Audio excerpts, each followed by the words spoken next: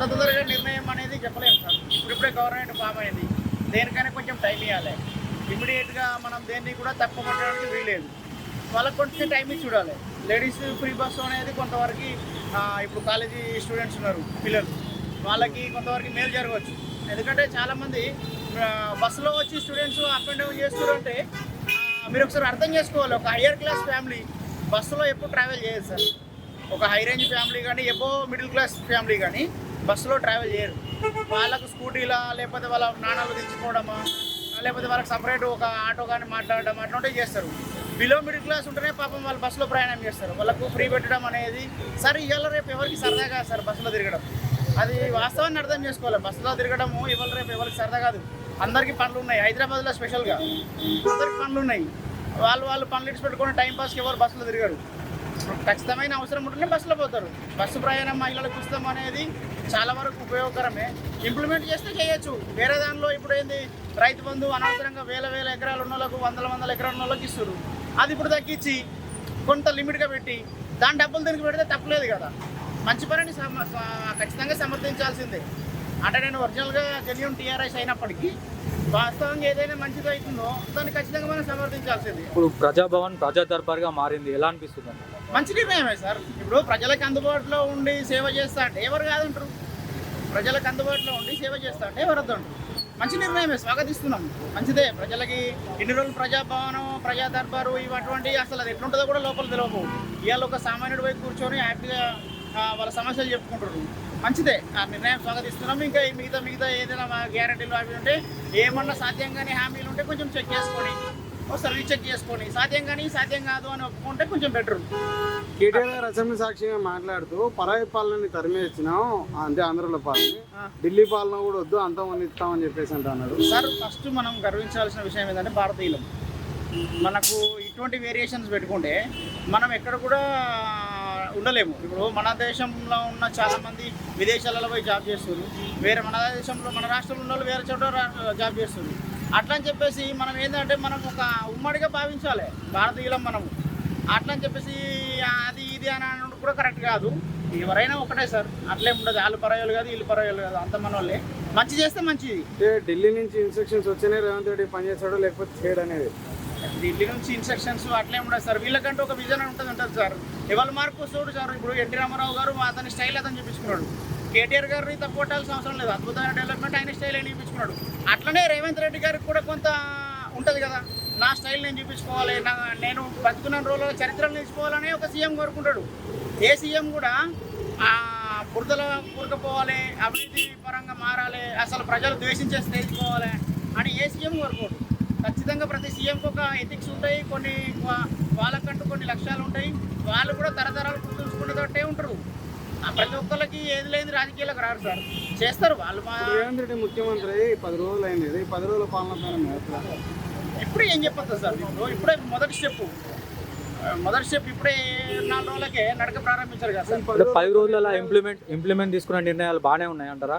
పర్లేదు. ఇప్పుడు బస్సు అయితే ఒకటి రెండు నడుస్తున్నాయి కదా, బస్సు అయితే చేస్తున్నారు. నిన్నటికి మొన్న తను వెళ్ళే కాన్వాయ్ కూడా నాకు ఎలాంటి ఇన్స్ట్రక్షన్స్ అవసరం లేదని చిన్న నోటీస్ ఇచ్చాడు. దాన్ని మీరు ఎలా చూస్తారు సామాన్య ప్రజలుగా? ట్రాఫిక్ ఆపొద్దని చెప్పి మంచి నిర్ణయమే సార్. ఇప్పుడు ఆయన ఓన్ సీఎం అన్నప్పుడు ఖచ్చితంగా సెక్యూరిటీ వాళ్ళు వద్దన్నా ఇవ్వమన్నా ఇస్తారు. ఎందుకంటే సీఎంకి ఏదైనా అపాయం జరిగిందంటే రాష్ట్రం అల్లకల్లోలం అవుతుంది. సో వాళ్ళు పోలీసులు వాళ్ళ బాధ్యత వాళ్ళు నిర్వర్తించారు. ఆయన ఏమంటున్నారంటే ఇన్ని రోజులు సామాన్యులలో ఉన్నా కదా, నాకు ఇంత పెద్ద ఏం అవసరం లేదు, నేను ఎవరు టచ్ చేయరు, నేను అందరితో మంచిగా ఉన్నా, నాకు ఎవరితో విరోధం లేదు అనే ఉద్దేశంలో నాకు ట్రాఫిక్ అనేది ఆపకండి అని చెప్తున్నాను. తప్పలేదు కదా సార్, మంచి నిర్ణయం. ప్రజాభవన్ కూడా నాకు అవద్దు, వడ్డీ విక్రమార్కి ఇవ్వండి, నేను నా ఇంట్లోనే ఉంటున్నాను రేవంత్ రెడ్డి గారు అన్నారు కదా, దానిపై మీ అభిప్రాయం ఏంటి? సెక్యూరిటీ పర్పస్లో అట్లే ఉంటుంది సార్. సెక్యూరిటీ పర్పస్ అని కాదు, ఆయన ఇన్ని రోజులు ప్రజలలో తిరిగిండు, ప్రజలలో ఉన్నాడు, ప్రజా మనిషి లెక్క ఫీల్ అయ్యిండు.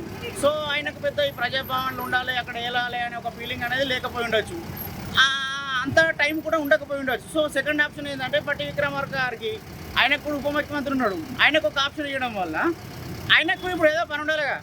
ఆయనను కూర్చొని పెడితే ఒక పని ఆయన చూసుకుంటాడు, ఒక పని ఈయన చూసుకుంటాడు. సీఎం ప్రతిరోజు ప్రజలకు సేవ చేయాలంటే కలవదు కదా, ఆయనకు ఎన్నో పనులు ఉంటాయి. ఆప్షన్ను వినియోగించుకుంటాడు. కరెక్ట్, ఉప ముఖ్యమంత్రి పదవి ఉంది కదా, సీఎం తర్వాత సీఎం.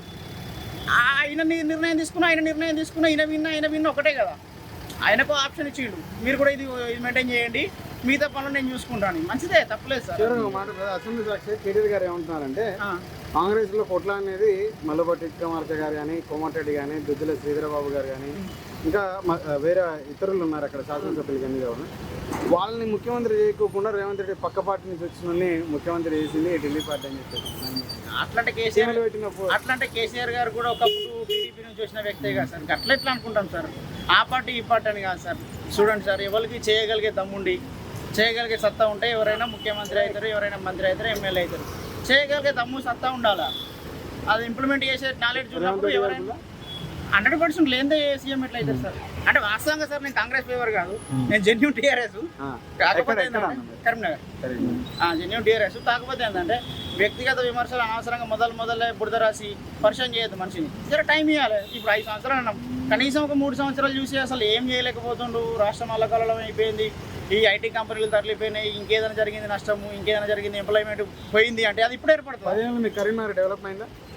అద్భుతంగా డెవలప్ అయింది సార్, వండర్ఫుల్గా డెవలప్ అయింది, చాలా అద్భుతంగా అయింది. ఎందుకంటే సార్ మేము నిజంగా ఫేస్ చేసినాం మేము ఆ ప్రాబ్లమ్స్. నేను మొబైల్ షాప్లో నడిపించి ప్రొద్దుందాకా నైట్ వచ్చి తిని పడుకుంటే మళ్ళీ 3 గంటలకి మా అమ్మ నన్ను నిద్ర లేపుతుంది, కరెంట్ పోతే తొందర పోయి మొక్కజొన్నకు నీళ్ళు పెట్టాలని. ఎండిపోతే కళ్ళం కూడా రైతు పంట ఎండిపోతే ఎంత బాధ ఉంటుందో అది మేము అనుభవించినాం సార్. మాకు ఇది ఒక తెలంగాణ అంటే 14 తర్వాత మిగిలిన రాష్ట్రాలలో కూడా ఇది అభివృద్ధి ఉంది, ఇదే కోడ్ చేస్తూ ఉన్నారు. కానీ ఒక తెలంగాణలోనే అది సాధ్యపడలే, అది ఆంధ్రప్రదేశ్లో సాధ్యపడింది. మరో రాష్ట్రంలో కూడా ఫెసిలిటీ అంటే మీరు గత 2 సంవత్సరాల కిందట ఉన్నటువంటి ఆర్థిక వృద్ధితో పోల్చుకుంటే ఈ సంవత్సరం మెరుగుపడి ఉంటుంది. ఇలా 14 నుంచి ఈరోజు 23 వరకు మధ్యలో వేరే రాష్ట్రాలు కూడా ఇంటికి వాటర్ ఏదైతే ఫెసిలిటీ ఉందో గతంలో ఉన్న సమస్యలు ఎక్కువ ఉన్నాయి.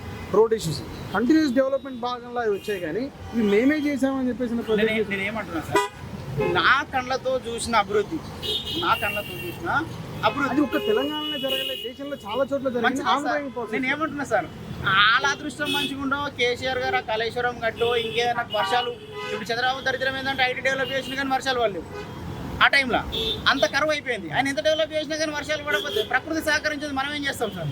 అట్లా ప్రకృతి కూడా సహకరించింది ఈయనకు, చేసే పని ఈయన బాగా. కరీంనగర్ 10 ఏళ్ళలో ఏం డెవలప్ జరిగింది? చాలా అద్భుతం డెవలప్ అయింది సార్. వాస్తవంగా కరీంనగర్లో ఒకప్పుడు 1996లో విపరీతమైన ఎడారి ప్రాంతంగా మారిపోయే పరిస్థితి అయింది. కానీ ఈ కేసీఆర్ గారు పాలన వచ్చిన తర్వాత కాళేశ్వరం నీళ్ళ ఏవో మాకు ఫస్ట్ నుంచి కొంత వాటర్ ఫెసిలిటీ అనేది ఉంది. కాకపోతే ఇంకా కొంత దానికి తోడై పంటలు బాగా పండడము, ఈ ఎవరైతే వయసు పెద్దవాళ్ళు ఉన్నారో వాళ్ళకి కొంత పెన్షన్ రావడం వల్ల కొడుకుల మీద బిడ్డల మీద ఆధారపడకుండా కొంత వాళ్ళ